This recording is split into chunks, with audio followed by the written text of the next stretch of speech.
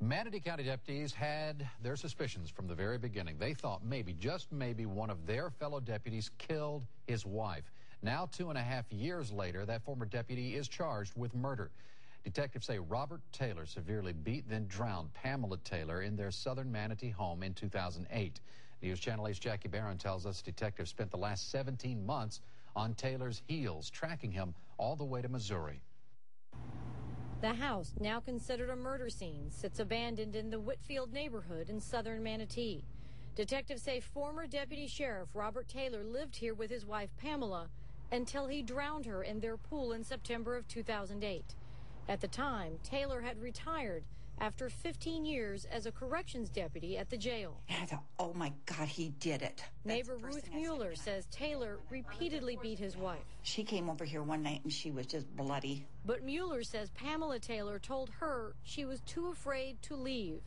Detectives have spent the last 2.5 years building a case, starting the day of the murder. When deputies first arrived here at the Taylor home in September of 2008, Robert Taylor told him he had moved his wife's body from the deep end of the pool to the steps. But the first deputy noticed his clothes were completely dry. Detectives say from that point on, Robert Taylor kept changing his story. And then, of course, one of the big items was he was asked, does she have an insurance policy? No. No. Sheriff Brad Stubbe says, in fact, Taylor had taken out more than $500,000 on his wife, including a policy purchased a few weeks before her death. It was different each time that they had a conversation. An arrest report says Pamela Taylor had 3 broken ribs with injuries so severe it may have been impossible to catch a breath fighting for her life in the pool. The report says Pamela also had a black eye. Relieved. She finally got some peace. Mueller says Robert Taylor and a new girlfriend moved last year.